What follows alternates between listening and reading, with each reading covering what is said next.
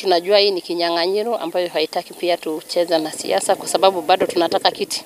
Na tutaki kumwaibisha baba, manake sasa hayuko. Tunataka kumuonyesha ametulea vizuri, ametufunza tupiganie haki.